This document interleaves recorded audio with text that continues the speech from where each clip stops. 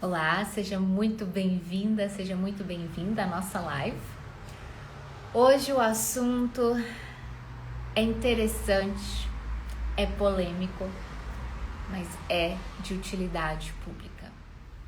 Por que tiraram a mãe do lar? Esse tema parece ser só atrativo para poder talvez chamar sua atenção para você assistir essa live, mas não. Essa é uma verdade. Aconteceu e acontece toda uma engenharia, um sistema para tirar a mãe do lar. E hoje o meu convidado é o professor Leonardo Penitente, que com tanta sabedoria, tanto conhecimento, vai explicar para nós o que aconteceu e o que está acontecendo. Então eu já quero convidá-lo, que eu vi que ele já está aqui. Chamá-lo para a gente poder conversar sobre esse assunto. A minha intenção é ajudar você, mulher, você, mãe, a entender o que está acontecendo na nossa sociedade. E isso vai abrir o seu coração para entender a importância de você estar no lar, cuidando dos seus filhos. Vou esperar o professor Leonardo me chamar aqui. Professor, se o senhor puder chamar, porque eu chamei aqui e ainda não foi. Vou tentar novamente. Vamos lá. Ai, já quero pedir Nossa Senhora para essa live não cair, porque a última vez que eu tentei fazer fui derrubada 4 vezes. Espero em Deus conseguir fazê-lo.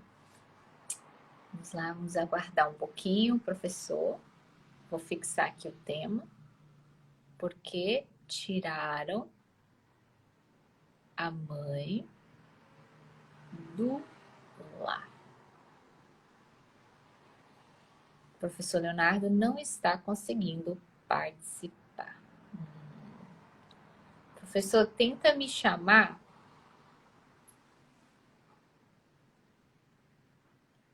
Tenta me chamar que pode ser que funcione. Vamos lá. Vou tentar de novo. Aqui.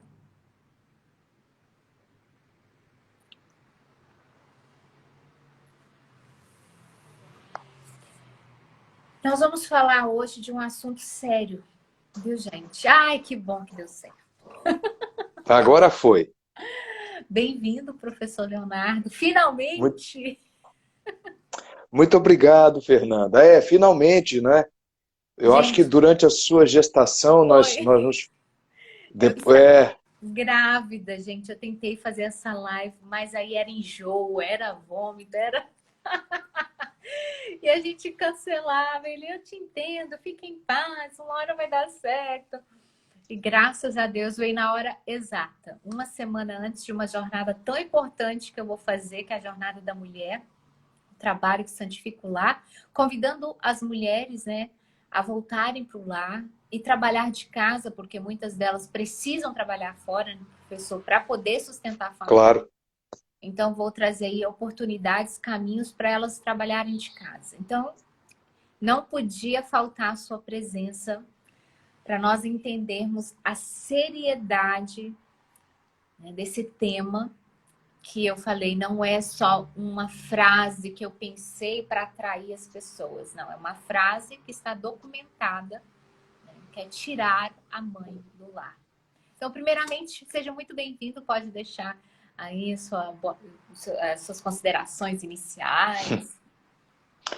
Fernanda, muito obrigado pelo convite. Muito obrigado. Graças a Deus, nossa live acontecendo, tema extremamente importante. Eu te parabenizo também por essa iniciativa, né? De estimular, se eu pudesse dizer assim, se bem que vai ser mais do que isso, ensinar as mães a voltarem e dando a elas condições de trabalharem também, não é? De casa, e estando em casa poder cuidar dos filhos, dos filhos. Não é? E esta live, de fato, ela é muito importante, por quê? Porque a gente vai agora falar de alguns documentos, para ninguém dizer que a gente está inventando, ou criando coisas do nada, né? Mas nós vamos falar realmente o que esses organismos, por que para eles a mãe fora de casa, a mãe que não cuida dos filhos, é a melhor coisa que pode acontecer. Então, muito obrigado, estou à sua disposição. Eu estou, assim, ansiosíssima por essa live. Estou muito feliz que ela está dando certo. Estou rezando para o Instagram não Graças a derrubar. Deus, não, vai dar certo. Eu quero situar você que está aqui acompanhando essa live, que o professor Leonardo Penitente, ele vai estar agora como numa sala de aula mesmo, vai nos ensinar a partir de um documento que foi escrito. Isso eu aprendi com ele mesmo, tá, gente? Se eu me equivocar, o senhor me corrige. É um documento da Unesco. A Unesco, para quem não sabe, vou falar exatamente como ele me ensinou, é uma agência especializada das Nações Unidas da ONU. Então, é um braço da ONU. Ela está com a sede, até pensei, acho interessante isso lá em Paris, e ela foi fundada depois da Segunda Guerra Mundial. Então, ele vai estar lendo um documento que foi escrito lá em 1948 e 49. Você existia? Não. Ou seja, muitos anos atrás, décadas atrás, já estavam fazendo todo o sistema para poder tirar a mãe do lar. O que hoje, para mim, para você é comum, é normal. Eu também fui criada com uma mãe que acordava cedo, ia trabalhar e eu ficava com a babá, com a creche, com a escola. Era o normal, era o comum. Mas nem sempre foi o normal e nem sempre foi o comum. E aí o mais agravante, não é o melhor. E por quê? Então, professor, para começar, o documento, o senhor vai falar da parte da educação, né? O que eles escreveram sobre a educação.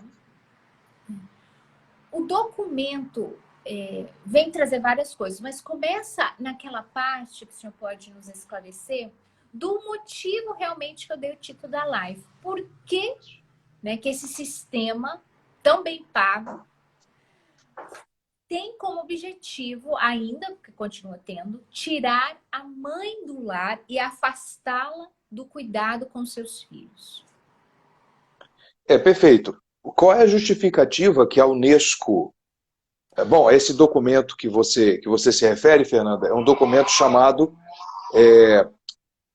até uma nova educação, né? Para uma nova educação. É um documento que a Unesco realmente publicou em 1949. São vários volumes. Por isso que as pessoas falam pouco disso, porque, com o perdão da palavra, é um pouco chato ler. É um documento técnico, é chato de ler. E eu acho que eles fazem isso justamente para ninguém ler, para ninguém descobrir o que está acontecendo. Mas aí, a pergunta é, se o documento é sofrível, a leitura é sofrível, por que ele fez sucesso no mundo, né? Por que as teses que estão ali circularam pelo mundo? Por quê? Porque o documento em si é muito técnico, são vários volumes, mas muitos professores leram e traduziram em linguagem simples aquela documentação, que é o que eu estou fazendo aqui, só que os professores fizeram isso concordando e no sentido disso se espalhar. E eu estou fazendo aqui para que a gente justamente não siga. Né? Pois bem, mas respondendo sua pergunta, esse é o principal documento da ONU. Foi publicado em 49 e ele até hoje está vigente. É o principal documento da ONU. Todos os outros, de alguma maneira, acabam brotando deste documento. Esse documento é muito claro. Tem uma frase lá dentro, tanto a gente lê, a gente até gravou. Tem uma frase lá dentro que diz o seguinte: a ideia da nova educação é retirar os filhos da proteção dos pais. E aí vem a frase do documento: porque os pais já não sabem mais identificar as necessidades pedagógicas dos filhos.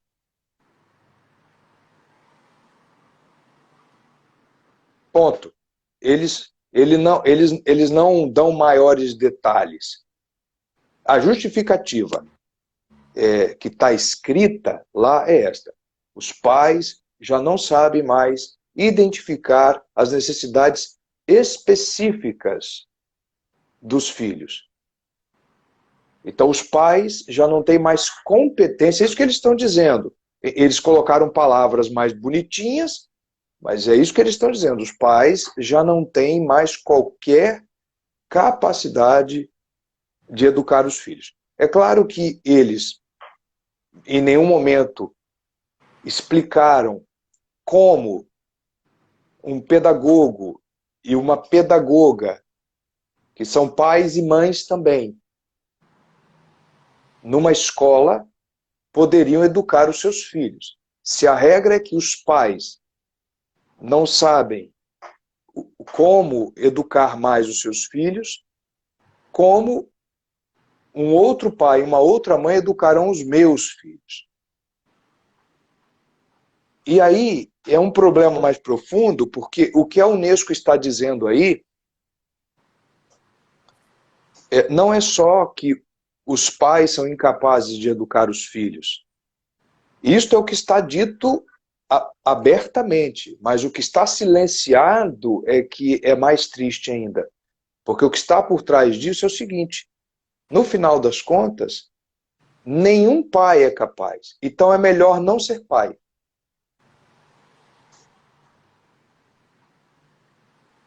Porque se você apresentar para eles a objeção, olha, você está me dizendo que os pais já não sabem mais educar os filhos. Só que eu levo os meus filhos para a escola e lá tem um pai e uma mãe, normalmente é uma mãe, uma mulher pedagoga, que está educando o meu filho. E aí a Unesco, que faz parte da ONU, então eu posso falar da ONU aqui, a ONU vai dizer, mas só que ela não tem filho. Por isso que toda a doutrina educacional da Unesco / ONU está de mãos dadas com a doutrina e a cultura da morte que também vem da ONU. De diminuir a população mundial. E, curiosamente, você criou, de fato, uma massa de pedagogas em que deveriam amar as crianças e tal, mas elas não têm filhos.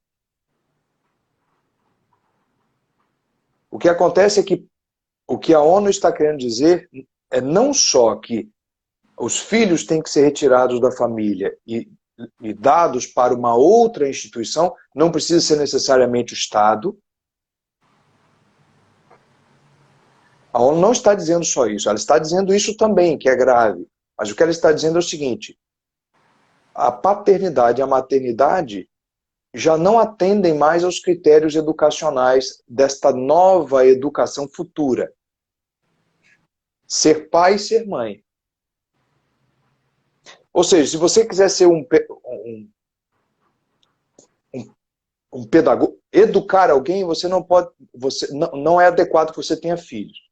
E se você tiver filhos, não é adequado que você os eduque.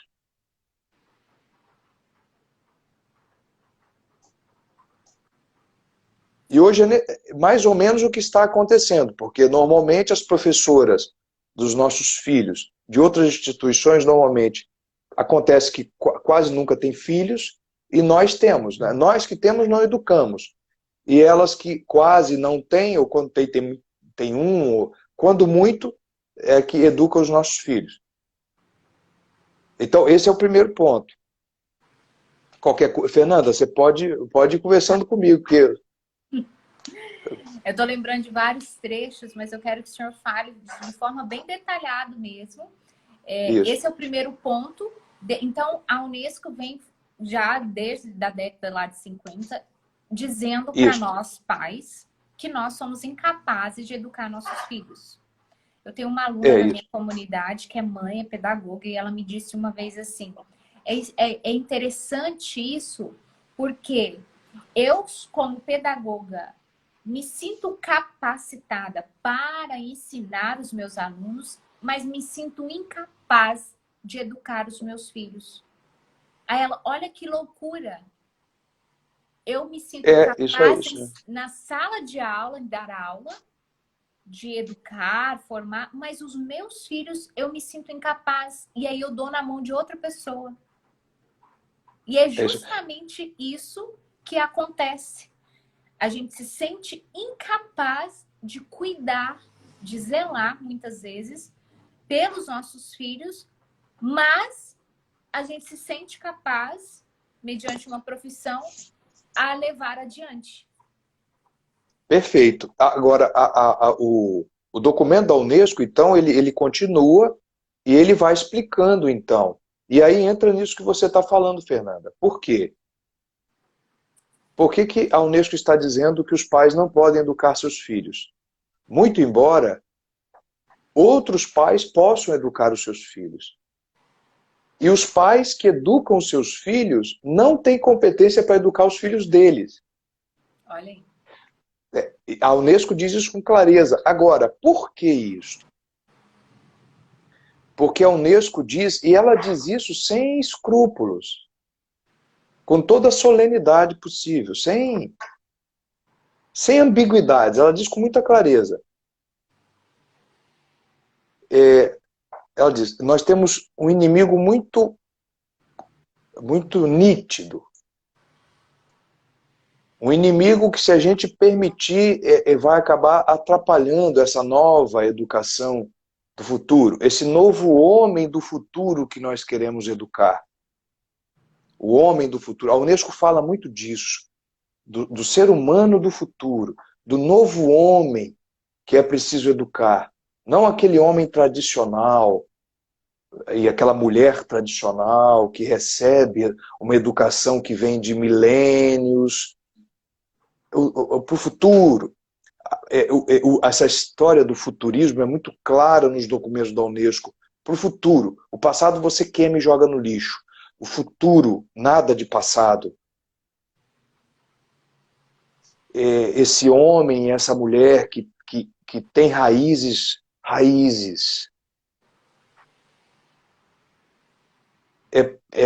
Esse não é o homem que nós queremos educar. Homem enraizado.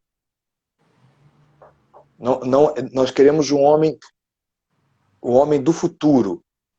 E o que é o futuro? Ninguém sabe, não chegou ainda.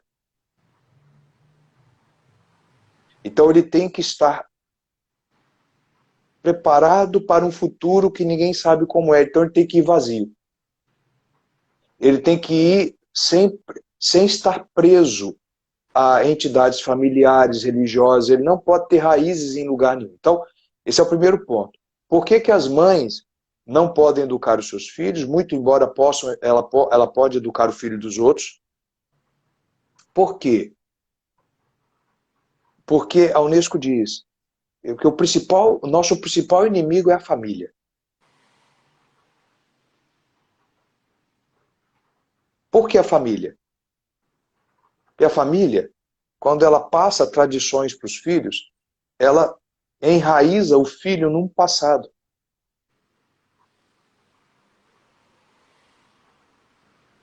E fecha as possibilidades deste homem para um futuro.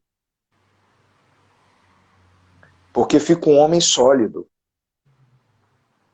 Um homem criado na família não é um homem que anda perdido. Porque seu interior é vazio. Ele é um homem que está pleno, ele está cheio. Ele tem memória.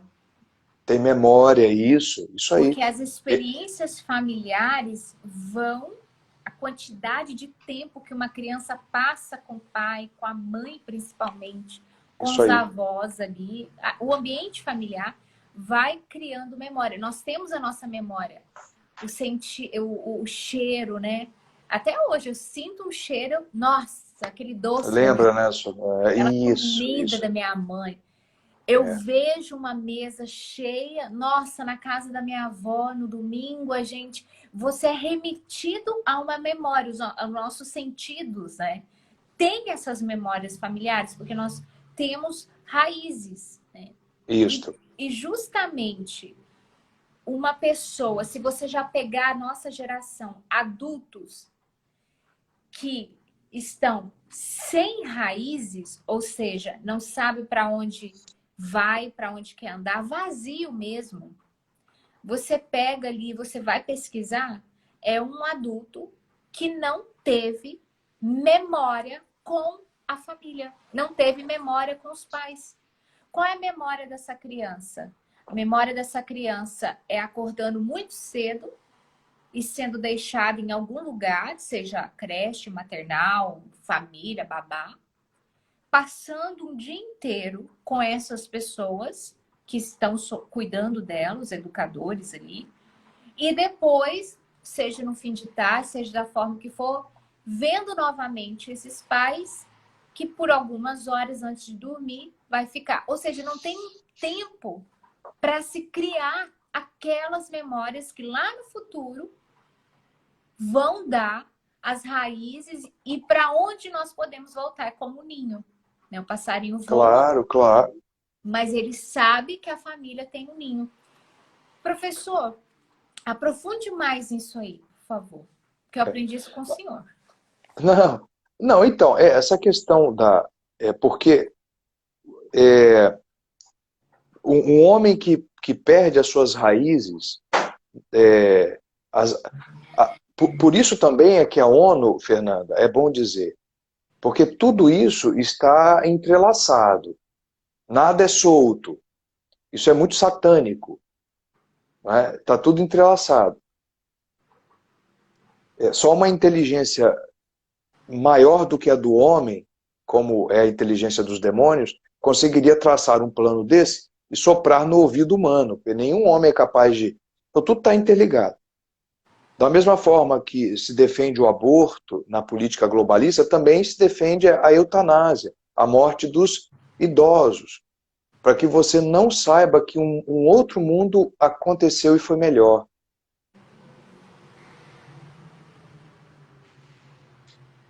E aí é que está a grande questão. Esses projetos pedagógicos da ONU não é só um projeto pedagógico, é um projeto de destruição da ordem natural e da ordem sobrenatural. Você acaba com a família, que é o nosso vínculo natural, e você acaba com a religião, que é o nosso vínculo sobrenatural. E todo esse passado de raiz que nós temos com os nossos pais, que nos transmitem a religião, que nos transmitem os valores morais, que nos transmitem muito mais do que isso, o carinho, o afeto. Isso tudo, se você perde deixando o seu filho uma enormidade de tempo durante o dia, numa escola que já nem mais tem os traços católicos que nós esperávamos que tivesse, que ainda que já está toda carcomida pelos vermes da Revolução Cultural. Esse menino, que já desde cedo ficou na escola, na adolescência, ele vai ouvir o professor criticando a família, dizendo que a família é uma instituição exploradora. Isso é tudo ideia marxista. A família explora, que os pais corrigem, os filhos são opressores. Esse menino sem raiz, ele já vai almoçar estranho, ele já vai ver o pai como inimigo, a mãe como inimigo, cria-se um ódio de classe, um ódio dentro da família, e começam os movimentos de revolta. A ONU sabe que filhos enraizados nos valores do pai e da mãe, um filho que tem o calor de um lar, é muito difícil que esse menino se torne massa de manobra para guerras revolucionárias. É muito difícil que esse menino seja cooptado pelos revolucionários. A ONU sabe disso. É por isso que a ONU diz: os pais são impotentes para a educação. Então aqui a ONU está quebrando a família. Vamos tirar os filhos da família e vamos levar para a escola. Aí o que ele faz? O que a ONU faz com a escola? A ONU cria todo um programa educacional que os países têm que cumprir. Aí lá na escola, bom, aí a ONU tirou os seus filhos e botou na escola. Lá na escola, ele vai ter o programa que a ONU quer que ele estude. E também, Fernanda, tem um outro inimigo que a Unesco menciona nos seus documentos, o inimigo contra o homem futuro, a nova educação, que é a pátria. Interessante isso. Por quê? Porque a pátria atrapalha a implantação do internacionalismo, do globalismo. A pátria é um instrumento que interrompe o processo de globalismo, de globalização. Então, você tem a família e a pátria. A família e a pátria. A família e a pátria são duas instituições da ordem natural, que é natural, quer dizer, nós nascemos numa família. É natural isso. Por exemplo, a gente não nasce num partido político. Partidos políticos não são naturais. A família é natural. Eu nasço numa família. E eu nasço num solo. Um solo. Um solo, olha, isso é tão profundo, um solo que só existe plantado em condições de alimentar a mim e minha família porque foram os meus pais que trabalharam para este solo. Olha como a pátria e a família estão ligadas. E a ONU sabe disso. A ONU sabe disso. E uma coisa muito triste de se observar, Fernanda, é que às vezes esses organismos que são nossos inimigos públicos, eles sabem mais da nossa fé do que nós. Não é? Porque a ONU sabe que os dois valores abaixo de Deus, os dois valores humanos, os dois maiores valores humanos que o homem pode ter é família e pátria. Porque são os dois lugares onde nós nascemos sem escolher. É Deus que escolhe para nós. Então, agora, quando a ONU quer quebrar a família, tirando os filhos da família, das mães e dos pais, e quando a ONU dirige uma crítica à pátria, ao patriotismo,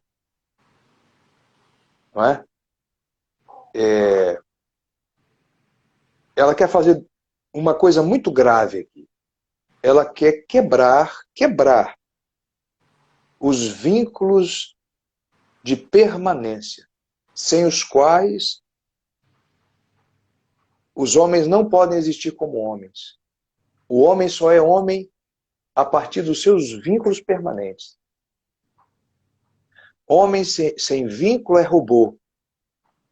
É massa de manobra. Uma árvore sem raiz cai.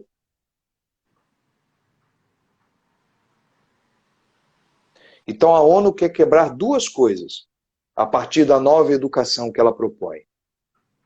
A nossa filiação carnal, é a família natural, quer tirar os filhos, quer dizer, não a filia, né? A filiação. E a filiação histórica que é a pátria. Porque a pátria, quando você nasce, ela é todo o conjunto histórico que passou até então, até você chegar. E que está ali para te receber. Então, a filiação histórica e a filiação carnal. Mas por que a ONU quebra essas duas filiações na educação, né? Porque sem estas duas, a família natural e a pátria natural, nós não podemos alcançar as outras duas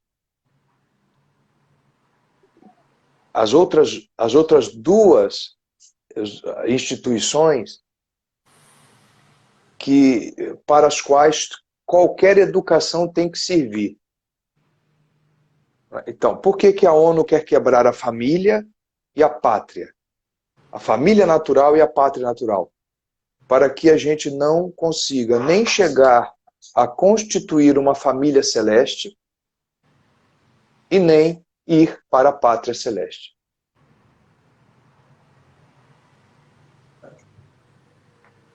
Então, E o que uma família católica ensina e educa os filhos para as virtudes para o céu?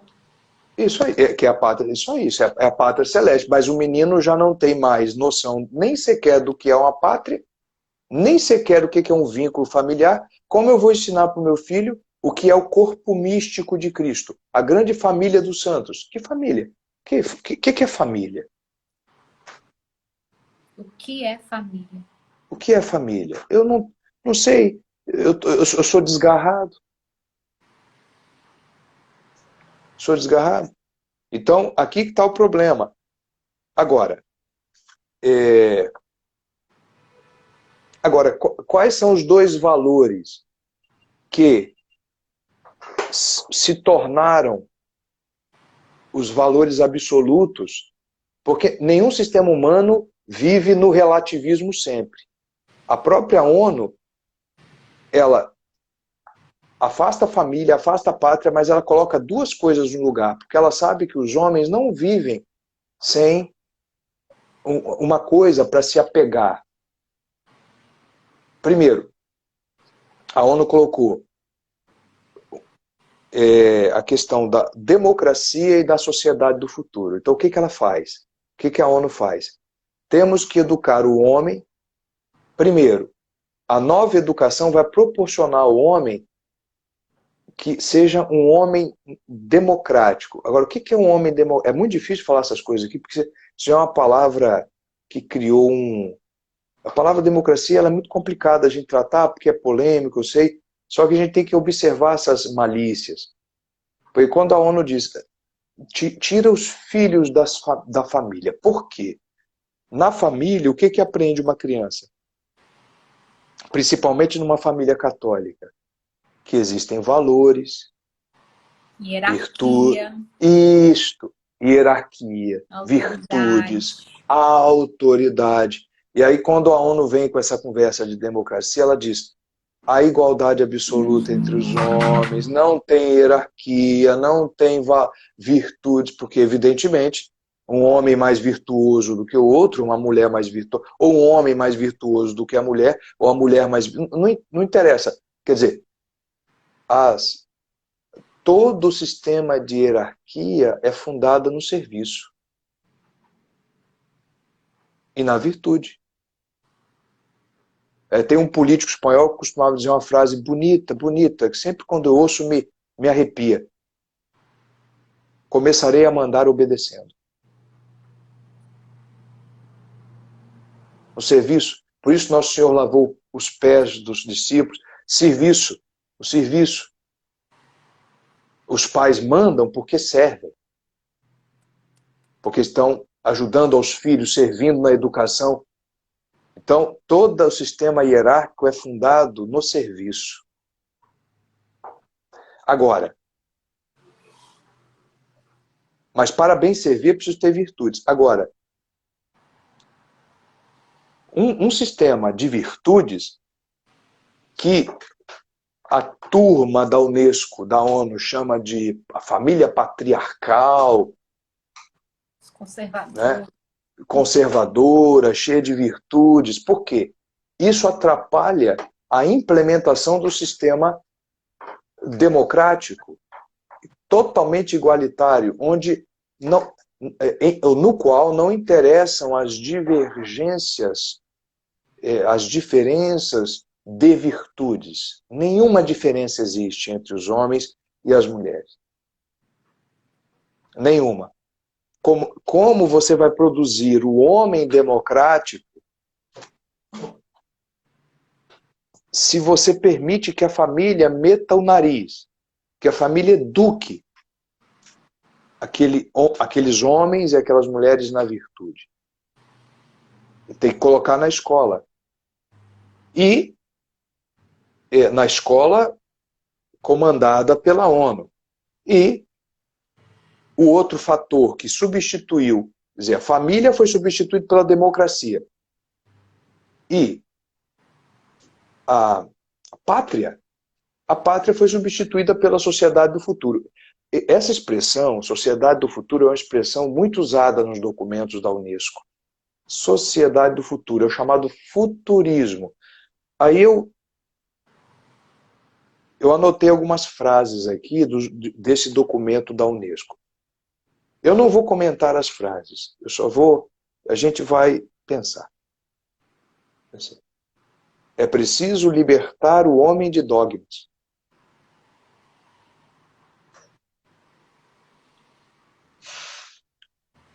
Outra frase. O homem da nova educação é o homem da mudança, do futuro. Não tem nada estável. Não tem raiz. Não tem raiz, não tem nada estável. Não tem nada estável nele. Ele é um pedaço de bambu que vai para onde o vento manda. Não tem nada. Aí ele diz assim, aí, outra frase, olha só, hein? Olha essa frase, que enigmática, a frase da Unesco. Preparar o homem, a nossa educação vai preparar o homem para tipos de sociedades que ainda não existem. Olha como isso tira a pessoa da responsabilidade. Quer dizer, quando é que o ser humano vai se instalar na realidade? Não interessa o aqui e agora e muito menos o passado, porque o passado é feito de tradição. A pior coisa é a tradição, diz a ONU. E nem o aqui e agora. O negócio é preparar o homem para o futuro. Por isso é que essa nova geração que já está surgindo nesse tipo de educação não quer responsabilidade. Só pensa no futuro. É o futuro, futuro. E as responsabilidades presentes? É uma geração ansiosa, porque É isso, sempre aguardando. Isso. Vive Isso aí mesmo. de forma temporal, digamos assim.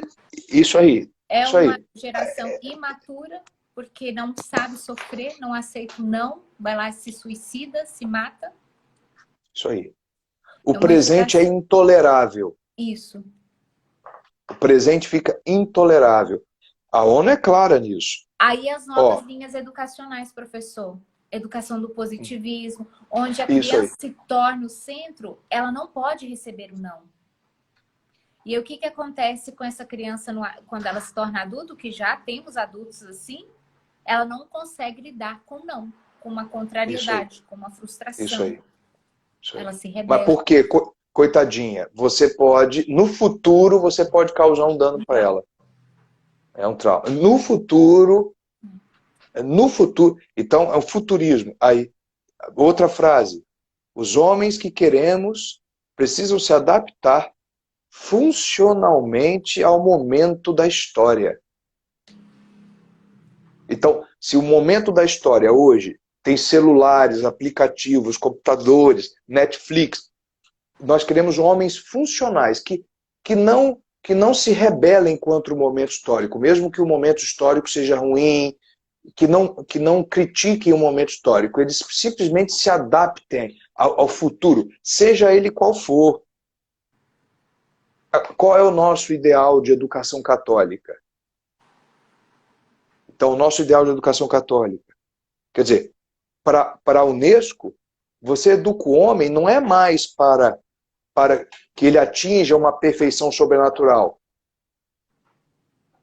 Você não cria o homem para ser perfeito, para ser santo, para ter virtude. Para a Unesco, você educa um homem e uma mulher para que eles, olha só, isso é frase da Unesco, colaborem com o câmbio, a mudança, com o movimento da sociedade futura. Ou seja, o homem é educado para colaborar com o que vem na frente, seja o que vier. Se hoje, amanhã, homem pudesse casar com animais, mulher com mulher, homem com homem, o que vier tem que se adaptar. Homens funcionais. O que é um homem funcional? O que funciona? Funciona, ele funciona em qualquer lugar. Eles Por isso querem que você homens falou que é satânico. funcionais. Ó, outra frase aqui da Unesco. A escola não pode garantir ao aluno valores perenes, nem instalá-lo na realidade. Olha só. Olha, gente, tá escrito, tá? Tá É, escrito, documento. nada que sinalize alguma transcendência. Não pode ter transcendência. Ou seja, Deus não É, existe. para a ONU é o seguinte, nem passado, nem futuro, nem passado, nem presente, essa coisa de realidade presente, nem passado, porque isso é tradição. Por isso que tem que tirar o filho da família. Nada de passado. Nada de presente. Que aí você tira o filho dele mesmo. Você tira o ser humano dele mesmo. Você já tirou da família, você tira dele mesmo. E nada do alto. Nada do eterno, nem presente, nem passado. A única função que existe é o futuro. É o indefinido. É o utópico. Aqui eu chego num ponto. Quer dizer, o que a ONU quer? A ONU quer um batalhão de débeis mentais utópicos, que não querem saber do presente, não se responsabilizam pelo presente. Aconteça o que acontecer, não estamos nem aí para o presente. Eu me preocupo com o futuro, sei que eu tenho condições de fazer um futuro melhor, me preparo para o futuro, só o futuro que nunca chega. E, olha só, frase da Unesco. Nada está garantido e nenhuma posição está assegurada. Não é? Isso é desesperador. Eles, nada está garantido e nenhuma posição assegurada. Outra frase interessante, olha só. É preciso preparar os alunos, os homens, para tipos de sociedades que ainda não existem. Isso, para mim, não existem. O existente não interessa. A existência não interessa, é para o que não existe. É para o que não existe. Né?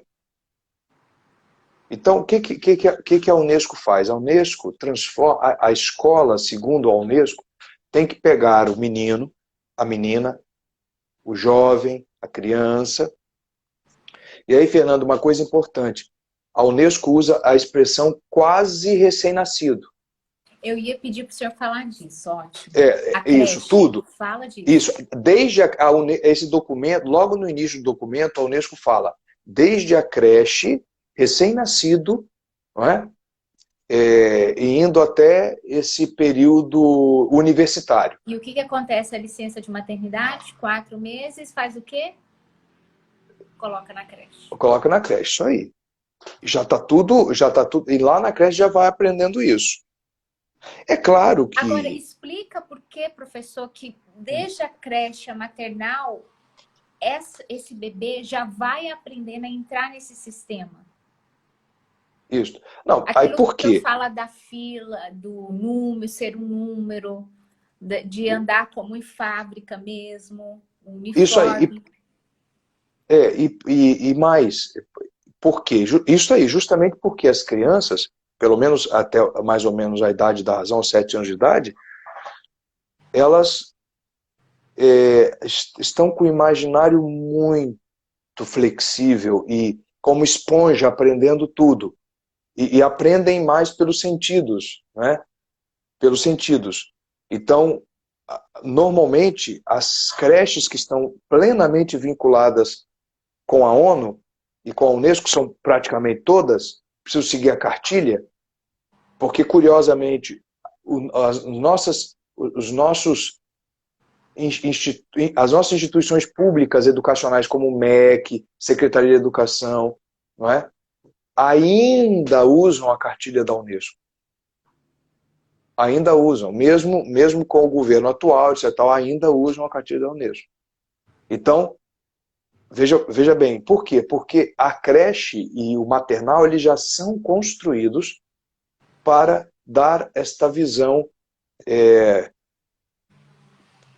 democrática nesse sentido, sem hierarquia. Sem hierarquia. O bebê não é visto como singular, Não, como nada. Como exclusividade. seria na família, isso, como seria na família, isso mesmo. Exatamente. Ele é visto ali Isso mesmo. como um número, né? Ninguém é atendido nas suas necessidades especiais. Preciso, Ninguém. Como uma alma única. Eu quero fazer um parênteses que uma das coisas que foi decisivo para eu decidir ser mãe integral foi quando eu morava na França, a sede, né, da Unesco, e eu morava lá em missão e obrigatoriamente o governo francês determinou, bem no ano que eu cheguei lá, 2018, que a criança precisava ir para a escola em tempo integral a partir de 3 anos. Não é nem idade escolar. E era assim, se você não levar, o conselho tutelar, né, tiraria a guarda. E eu entrei em pânico, porque no Brasil, graças a Deus, ainda não é assim, né? Escola integral os pais que querem, mas não é obrigatório. E eu entrei em pânico, porque eu falei, gente, imagina o meu filho com 3 anos ficar de 8 da manhã, 7h30, 8, almoçar, dormir, acordar, eu pegar no fim da tarde. E eu fui conversar numa escola salesiana, né? Fui na escola salesiana, Dom Bosco, conversar com a diretora. E chorando, pedindo ela, então, que se ele pudesse ficar meio período, eu buscaria ele 11h30 para ele almoçar em casa e dormir em casa comigo, a soneca, e eu cuidaria dele à tarde, porque eu não precisava trabalhar integral. E aí ela falou, e aí ela resistente, falando que era ordem do governo, que não podia, e por fim ela falou, faço uma exceção somente até ele completar 4 anos. Então, de 3 a 4 anos, eu permito. E eu fui olhar a sala, professor, e eu falei assim, mas como que vocês, falei para a professora, né, francesa, como que vocês fazem na hora da soneca? Porque criança pequenininha dorme ainda. Aí ela me mostrou, cada um com seu colchãozinho, vai, coloca no chão, tudo enfileirado. Deu a hora da soneca, eles têm que dormir. Aí eu falei, tá, e se meu filho não quiser dormir? Não, ele tem que dormir. Falei, tá, mas e se ele tiver com alguma dor e não tá, ele tem que dormir. Eu falei, mas e se ele não quer dormir? Você não tá entendendo a minha pergunta? Ela, você não tá entendendo a minha resposta. Ele tem que dormir. E eu fiquei assim, eu virei pro meu marido chorando, falei para ele, eu não tive filho para isso. Porque se a criança não quer dormir, ela é obrigada a ficar ali o tempo da soneca, mesmo que não dormindo, ela é obrigada a ficar ali em silêncio. Ou seja, você pega um bebê, uma criança e faz isso, e isso é normal. E isso, a louca sou eu. Sim, nós somos os loucos, isso. E foi aí que eu decidi interiormente, falei, não dá. Isso eu não tinha nem consciência de tudo isso, da ONU, né? Nada disso, não tinha nada disso. Então, professor, eu queria, por isso que eu tô batendo na creche, no maternal, porque a gente às vezes pensa assim na escola, na criança maiorzinha, a gente, mas é o segmento, tem que se dar. Mas nós não nos atentamos, mães, para os bebês que já vão sendo doutrinados a isso. Então, é um bebê que já não reconhece a mãe. É uma criança que se fica ou não fica com a mãe não faz diferença. Porque ela está sendo educada sob a conduta da ONU. Isso aí. É uma educação igualitária, fria, sem vínculos, sem os verdadeiros vínculos, e global, para atender interesses globais, pensando no homem do futuro, que é o homem sem vínculo, o homem fluido, que se desmancha por qualquer coisa, o homem funcional que se adapta a qualquer coisa, porque tem que dormir, porque tem que dormir. Isso quando não dão sedativo. Estou falando aqui, ó, Aline. Isso quando não dão sedativo. Fernanda, no Brasil é assim também. As crianças nas creches já tem que dormir na hora da soneca. A Aline Olha falou, eu aí. já ouvi casos em que eles dão sedativos. E às vezes a Olha, mãe nem sabe. então, olha aí, começam os problemas. Tudo posturas de robô. Posturas de robô. Não favorece a individualidade. Então já está tudo batendo. A melhor coisa para uma sociedade futurista é a democracia na educação. Tudo igual para todo mundo. Essa escola salesiana, eu esqueci de falar, católica, né? Quando eu cheguei lá, vamos colocar 60% muçulmanos. Olha. E eu perguntei para a diretora, mas aqui não é uma escola católica? Os pais aceitam colocar os filhos muçulmanos? Daí ela me disse, não, nós somos democratas. Olha, é Aí ONU puro. É tem ONU puro. uma missa uma vez só no mês, para não... É isso. Ou seja, de É. católico não tem nada, só tem um título. Dom Bosco deve estar se rasgando no céu. Com certeza. O único problema é que agora agora as igrejas lá precisam retirar as cruzes, né, para não Sim. Os Nos muçulmanos Estados estão Unidos, exigindo. isso desde a minha adolescência. Eu lembro Então, perfeitamente a transição em que tiraram, tinha em inglês, né, Deus, in God we trust, Deus, uhum. confiamos em Deus, tinha que tirar.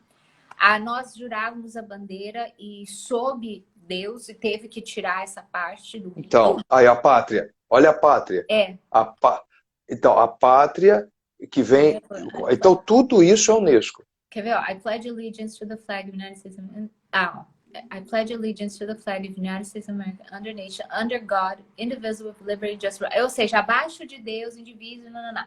Eles tiraram essa parte. Não pode falar mais Então, isso. não.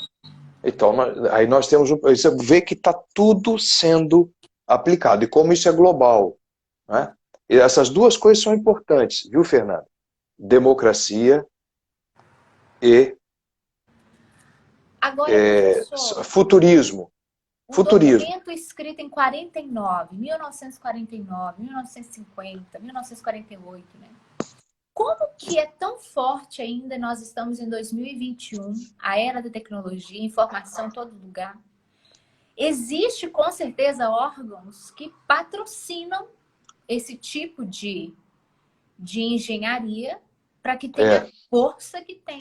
O senhor pode citar alguns desses órgãos, falar um pouco para a gente ter consciência que também tem toda uma parte bilionária, financeira por detrás? Claro, nem poderia ser diferente. Eu aprendi com o senhor. No final, eles querem os nossos filhos para trabalhar e dar mais dinheiro para eles. Claro, é isso, Fernando. É por isso que eles falam do homem do futuro. Porque o dinheiro dessas grandes corporações, eles vão construindo novas tecnologias, novas formas. E eles precisam de gente adaptadas a isso, que consumam isso. Robôs que não conseguem ver nenhum problema e que dê uma ordem. Sabe o cão de Pavlov? Não é? Acendeu a luz, vai. Acendeu. Então, isso, muito importante. Quais são hoje as instituições, o que eles chamam de plutocracia internacional? As grandes corporações ricas, com muito dinheiro e que financiam, né, esses estudos, esses documentos, e que financiam, inclusive, os intelectuais que estão lá na Unesco e na ONU produzindo e aprofundando e fazendo diagnósticos. Primeiro, né, Rockefeller, né, uma organização dona de vários bancos, chamada Rockefeller. A outra é George Soros. Esse talvez seja o maior investidor de educação, né? E que leva alunos brasileiros para estudar em Harvard, lá fazendo teses meio malucas, enfim. Soros. Tem bolsas. Né? E a Ford, a Fundação Ford. Essas são as três principais. Rockefeller, Soros e Ford, não é? E tem uma que está mais ligada a Rockefeller, que é a Rothschild.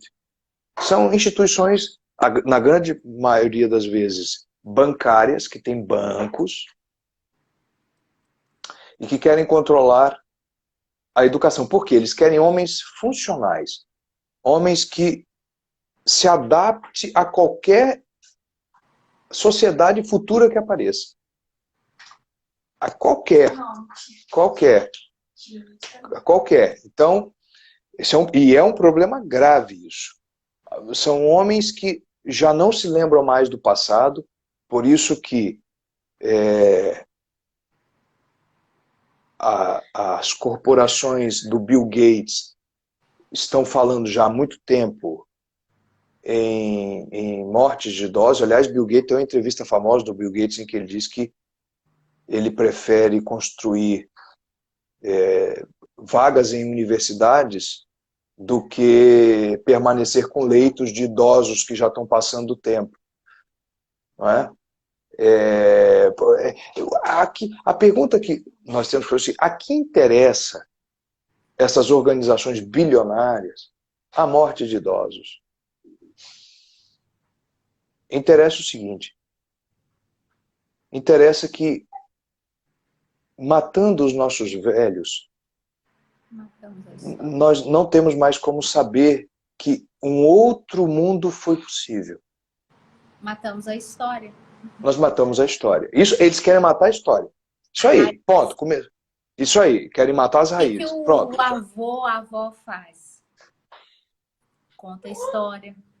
Não, isso. Ali é história viva. Nos transmite a religião. Isso aí. Quantas pessoas falam: olha, eu não vou na igreja, mas eu lembro da minha avó rezando o terço. Mas comigo, isso aí, mesma coisa. Tá na memória. É isso aí. Isso aí. Pronto. Então, houve um tempo em que existiu isso, mas já morreu todo mundo. Agora, o que existe são os jovens para frente. E você vai matar. Então, essas pessoas. Aí você tem um aborto. Né? Aí você também, essas organizações financiam tudo junto. Por exemplo, o que interessa a uma organização como Rockefeller, que é dona de bancos, defender o aborto? Eu vou te dizer, um país como o Brasil, ele, infelizmente, por motivos que aqui não vem ao caso, em alguns governos, ele pegou dinheiro emprestado em certos bancos. Por exemplo, como o Banco Mundial, que recebe dinheiro dessas organizações. O Brasil pegou um capital e está devendo juros. É a dívida externa. O que isso tem a ver? Tem tudo a ver. Por quê? Se os brasileiros começam a ter muitos filhos, o governo brasileiro vai ter que destinar uma parte do PIB para ajudar essas famílias. Se o brasileiro não tem muitos filhos e o aborto é legalizado, e os filhos que poderiam nascer acabam sendo abortados, o Brasil consegue economizar dinheiro e saldar a dívida com os bancos. Gente, às vezes você tem que ver, por exemplo, às vezes você tem que ver a presidente do Banco Mundial, a diretora do Banco Mundial, vir num país falar que o Banco Mundial vê com bons olhos que o país tenha políticas públicas a favor do aborto. Agora, aí você fica olhando e fala: mas peraí, não estou entendendo. Para que esse pessoal está se metendo com o aborto? O que banqueiro tem a ver com o aborto? Não tem, porque ou o Brasil gasta a sua riqueza natural, seu dinheiro, com os seus filhos, ou ele vai destinar esse dinheiro para bancos. A mesma coisa com os idosos, que não são úteis. que não são funcionais. E aqui, além de tudo, ainda são os poucos que têm raízes e que podem transmitir. Então nós estamos vivendo uma situação assim. Agora, inclusive, nesse documento, você falou aí da técnica, Fernanda, nesse documento da ONU e da Unesco, eles já falam em lobotomizar pelo cérebro, colocar eletrodos no cérebro e controlar através da técnica e da tecnologia. E precisamos de homens adaptáveis. O que eles querem são homens adaptáveis, que é justamente a figura do homem moderno. Se você pegar o homem moderno, eu estou falando da minha geração, não estou subindo num pedestal. A minha geração, que já recebeu uma carga pesadíssima dessa educação da ONU, a minha geração, ela já é toda fluida. Ela já é toda fluida. Então, por exemplo, da minha geração, praticamente quase ninguém, a não ser aqueles que viveram no interior do Mato Grosso do Sul, que aprendeu a ordenhar vaca com o pai, a cuidar de boi, mas está lá, quase não foi para a escola, um analfabeto. Feliz ele é, porque se por um acaso der algum problema, não é? Nós teremos dificuldades de mexer com a terra. Nós não temos mais capacidade nenhuma. Nós somos funcionais para as novas tecnologias que existem. Mas nós somos incapazes de plantar algo no chão para nascer. Nada. Se a nova ordem mundial resolver implementar alguma coisa, e você só vai comer, só vai entrar no supermercado se você tiver essa coisa, ponto, acabou. Basta isso. Ninguém sabe fazer mais nada. Ninguém sabe fazer mais nada. Nós perdemos tudo. Geração de escola. Perdemos tudo. Ninguém sabe fazer mais nada. Meu sogro, é até humilhante falar essas coisas. Meu sogro, quando eu vou almoçar na casa dele, eu nem tenho ido mais para evitar certos constrangimentos. Quando eu vou almoçar na casa dele, ele fala, tá vendo essa casa aqui, 3 andares, tantos quartos, uma casa enorme. Eu construí, eu fiz o cimento e bati o tijolo. Eu falei, poxa, minha esposa me olha, eu falo, o que eu vou falar? Nada. Parabéns. Esse é que é o problema. Então hoje já não tem... O que a Unesco, não posso negar, eles conseguiram.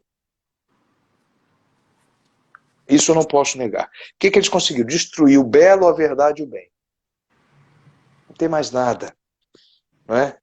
Você está educando homens utópicos, que não querem saber da realidade presente, não querem saber do passado, muito menos do eterno. Eles só têm uma linguagem, futuro. Ou esse futuro, às vezes, ou é o mercado de trabalho, está lá na frente. Ou é posicionar o cidadão no mercado de trabalho. Ou é adaptá-lo às novas tecnologias.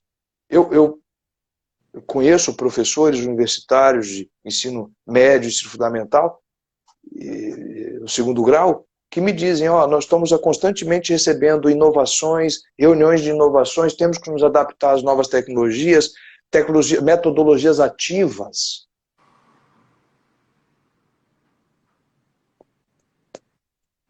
Funcional. Agora, o que é a Unesco? O que é a Unesco mesmo dentro? Isso aqui está muito bem pensado. Tudo bem. Tanto que deu certo. Mas a Unesco não pode contar com uma coisa, sabe, Fernando? É que Deus, às vezes, age de maneira inesperada. Porque a Unesco, ela acha que Deus não existe, mas o fato dela achar isso não significa que ele não exista. E ele existe, e ele opera no mundo. Ele opera através da graça. E Deus nunca abandona a sua igreja. Nunca. Então sempre terá, eu acho que ainda hoje, cada vez menos, hoje nós estamos chegando a um ponto em que vamos formar aquilo que lá no Apocalipse chama da pequena grei, aquele pequeno número que vai para o deserto, que vai ter que se afastar porque a perseguição vai ser grande, mas vai ter. Porque a Unesco ela não contou com o fato de que um só, uma só chuva da mínima porção de graça divina é capaz de tirar um cidadão que foi durante 20 anos educado nesse sistema da cegueira. Da cegueira. E essa pessoa faz a diferença. Essa pessoa vai, como o apóstolo, vai bravando matos com a graça de Deus. Pessoal, a gente não consegue nada. Então, a ONU, a Unesco, ou qualquer outro instituto desse bilionário, ele conta com dinheiro, mas ele não conta com poder financeiro, mas ele não conta com o poder da graça, que ele tanto despreza. Mas mais cedo ou mais tarde, ele vai experimentar isto. Porque como diz que Jesus vai derrotar o anticristo com um sopro da sua boca. Sopro. Um sopro. Então Deus suscita os santos. E nós estamos vendo, por exemplo, o movimento das famílias católicas brasileiras voltando para o campo, evitando ser esses homens funcionais. Aí nós temos as famílias católicas que decidem tirar a televisão das crianças. Isso aí, não ligar para celular. Olha a disfuncionalidade que isso está causando. Está todo mundo disfuncional, ninguém quer ser funcional. Eu escutei aqui em casa, porque meu filho, como graças a Deus, né, essas informações chegaram até mim antes dele nascer já havia decisão de que ele não assistiria televisão, ele não teria acesso à internet e celular. Inclusive, as pesquisas que eu busquei afirmavam que nem os filhos, o Steve Jobs, o cara da Mac, tinham acesso à própria tecnologia. Porque ele não era besta, já sabia, né, o estrago que faz. E aí, não, nós somos loucos, vocês são radicais, vocês são loucos, seu filho, eu já ouvi assim, quando ele for para o mercado de trabalho, eles vão massacrar ele. Gente, primeira coisa, o futuro ninguém sabe como é que vai ser. A tecnologia avança a cada dia. Eu não dou celular para ele. Professor, ele pegou o celular do meu marido para falar com a avó. A avó não atendeu. Eu não sei como que essa criança de 3 anos subiu o microfone do WhatsApp e gravou um áudio falando, vovó, atende que eu tô te ligando. Porque é intuitivo, gente. É intuitivo, isso aí, é feito para destruir. Você não precisa se preocupar se o seu filho vai ou não vai. Só que o que acontece? Nós, mães, aqui eu quero retomar, antes da gente finalizar o tema da live, claro. Nós, mães, precisamos tomar as rédeas da educação dos nossos filhos. Isso aí, ponto. E educar, aqui eu estou dizendo, é do cuidado. Porque uma criança até de 0 a 3 anos, o cuidado dela é a ordem da casa, das coisas, a hierarquia, Deus, os pais, a higiene.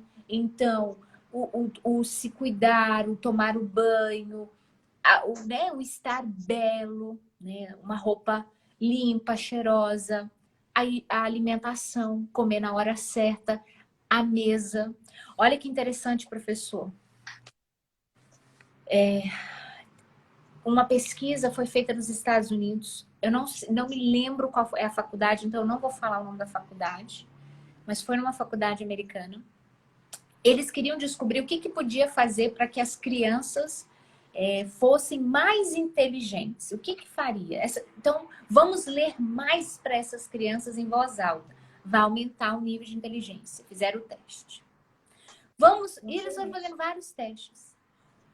Qual foi o resultado do teste que deu certo para aumentar o nível de inteligência de uma criança? A criança que senta à mesa com os pais, a família, que tem refeição sem tecnologias, tem um nível de inteligência alto. Não é ler mais, não é... E foram fazendo várias. Ou seja, a tradição de sentar, agradecer pelo alimento, de alimentar-se, conversar, coisas, digamos que simples, mas é isso que forma a inteligência, não só emocional, mas intelectual dos nossos filhos. Mas uma mãe precisa estar ali para dizer, filho, não, no sofá não é lugar de comer, senta na mesa. Porque a mãe faz isso. A mãe que vai lá e bate um bolo e ensina como que se faz um bolo, ensina como que faz um arroz. O que acontece? Nós temos adolescentes, jovens, adultos, casadas, que não sabem cozinhar, que não sabem lavar, não sabem passar uma roupa, não sabem, porque não foram ensinadas, não é culpa delas. Elas não tiveram uma mãe que ensinasse. Elas têm uma mãe, mas a mãe não teve tempo quantitativo. Infelizmente, isso aí. Aqui eu não estou julgando, aqui estou apontando os fatos. Não, até porque você vai fazer uma jornada que vai justamente explicar que é tudo possível, é tudo... Dá para fazer, não é isso? Tá. Então. Mãe, você que está ouvindo tudo que você ouviu, eu vi os comentários, as pessoas estão em choque, estão assim, nossa. Mas é... Não, e olha, outra chocante. coisa, Fernanda, tem coisas até piores que eu não trouxe. Vamos marcar uma segunda live. Foi até piores que eu não trouxe. Vamos marcar vários, professor. Vou deixar a palavra várias, porque a gente precisa ajudar, é utilidade pública.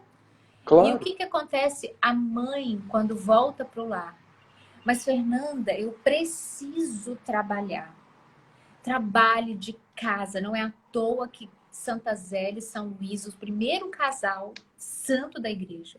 Santa Zélia trabalhava de casa, trabalhava muito. E todos 5 filhas foram vocacionadas, religiosas. Temos uma doutora da igreja. É verdade, ali foi um caso absurdo.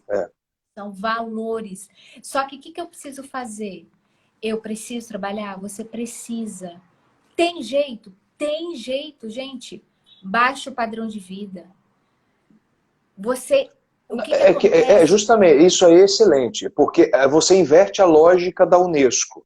Exatamente. O que eles fazem com a gente? Você tem que ter bens materiais. Aí você se sente culpado que você está ausente com seu filho e você dá aqueles presentes caros. Isso, pronto, só piora. Aí você não corrige porque tadinho, ele ficou sem mim, eu não sei eu falar não, eu vou ser chata. Aí você perde a autoridade, você vai se preocupando com ter o ter. Só que a infância passou, acabou.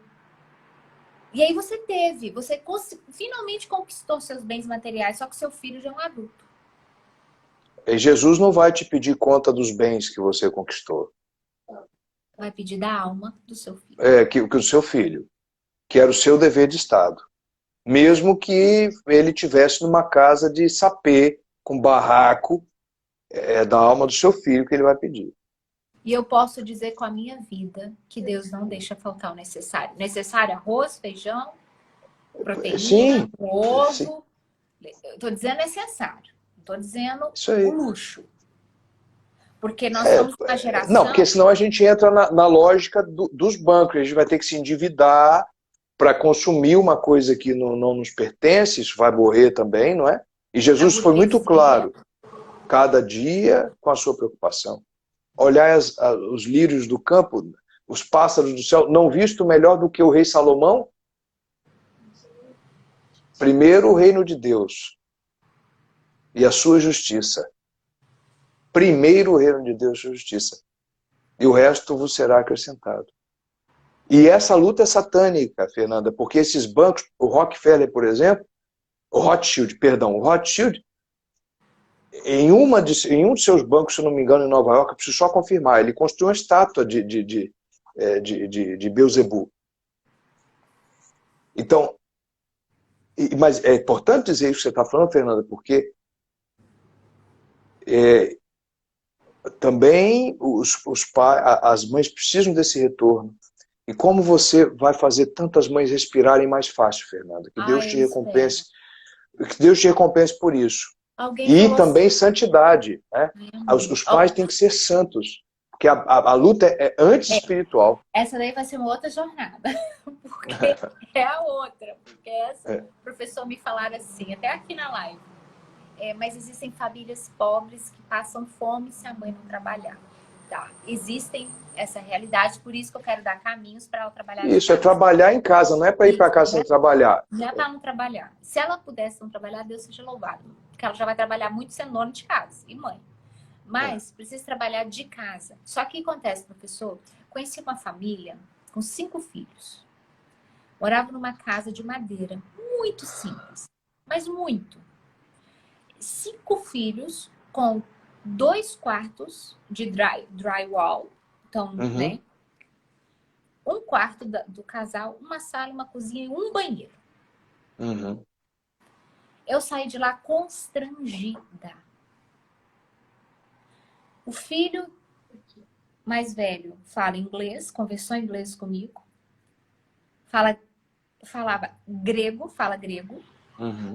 Latim. Olha. 3 línguas. A menina falava inglês e espanhol, porque ela queria espanhol. As crianças extremamente educadas. Enquanto nós conversávamos em silêncio, os mais velhos, eles colocaram a mesa, eles serviram café. Eu até brinquei assim, fala a verdade, vocês estão fazendo isso só porque a gente está aqui, né? E ficava cutucando, mas eu já sabia que não era porque eles são conhecidos. As crianças rezaram antes. Eu falei, gente, criança inteligente, criança educada, criança obediente, vivendo de aluguel, numa casinha pequenininha de madeira, com um único banheiro para 7 pessoas. Com um sorriso estampado, em momento nenhum, a mãe ou aquele pai reclamava. Gente, só lição muito para mais nós. do que ter, é você ser presente na vida dos seus filhos. Uma criança educada é uma criança que tem uma referência maternal e paternal. Isso. E por isso o professor veio nessa live trazer para nós a seriedade que hoje nós vivemos o que foi escrito em 1940. Eu gostaria que o senhor fosse encerrando a nossa live, professor, deixando as suas considerações finais, sua motivação para essas mulheres, para essas famílias. Às vezes o marido está assistindo, né? A mulher botou o marido para ver. Muito bom. Uma palavra de sabedoria mesmo. Fernanda, olha, o que eu posso dizer é que realmente sem Cristo a gente não pode fazer nada. Então, que estas mães realmente participem da sua jornada, não é? Porque você tem muito a ensinar, você tem muito a tranquilizar, não é? E que elas se revistam da graça, que elas se armem, como de São Paulo, da graça. Que elas tenham uma vida realmente participativa na igreja, com sacramentos, confissões, sempre que possível recebendo Jesus na Eucaristia. Jesus mesmo disse: vinde a mim os sobrecarregados, eu vos aliviarei. Então vai na Eucaristia, vai no Santíssimo, leve uma vida santa, porque combater esse sistema satânico que já está no mundo todo é uma força muito maior. É muito dinheiro, Fernando. É muito dinheiro para nos destruir. É muita coisa, é muito poder humano, é muita glória humana, é muita coisa. Não é? Mas nós temos que viver como os apóstolos, que foram até o fim. E olha que o Império Romano era até muito mais violento do que isso que está aí. Então, nós temos que nos revestir da graça de Deus, porque isso aqui passa. Não é? Então vamos proteger nossos filhos, usando todos os meios humanos possíveis e lícitos que você vai ensinar uma mãe a vir para casa, trabalhar em casa. Mas isso que é importante. Nunca abandonar a graça, porque o fardo pode ser pesado. E sem a graça, pode complicar. A ideia que eu queria passar, talvez, não sei se vai ser de estímulo, mas enfim, a gente tem que falar a verdade. é que se a gente não se mantém na graça, não é? A gente pode complicar, porque os fardos vão ficar pesados, e sem Cristo vai ficar difícil. Então a gente tem que ter Cristo, nunca perder de vista Cristo. Ensinar matemática, ensinar geografia, letras clássicas, tudo. Mas na graça, uma família santa com o exemplo que é da própria Fernanda, o exemplo que a Fernanda citou, né? Sempre se manter na graça. Na graça. Era a única palavra que eu posso falar, porque a luta é satânica. É contra Satanás. Não é? Por isso, gente, se inscreva se você não se inscreveu ainda. O link está no meu perfil, Jornada da Mulher, o Trabalho de Santifico o Lar, dia 14 a 18. Vai ter a deputada Ana Campagnolo para falar conosco, Dea Camargos, nós vamos ter a psicóloga Maria Luísa, vamos ter a Tati Amaral e comigo. Então, são mulheres que estão na luta, né, contra toda essa organização satânica por detrás que quer tirar a mãe do lar. Quer tirar a autoridade da mãe, do pai, na vida dos seus filhos. Gente, eu vou confessar aqui, sabe, professor? Depois que eu entrei nessa, eu falei pro Guilherme, esse amor não dá pra gente cancelar, não. Porque você não tem noção das coisas que eu vivi. Aí ele falou, não, agora você vai até o fim. Porque realmente a luta, gente, ela é espiritual. Não, ela e é se muito tem uma forte. coisa, o demônio não quer que você volte para casa e cuide de seus filhos. Ele não quer.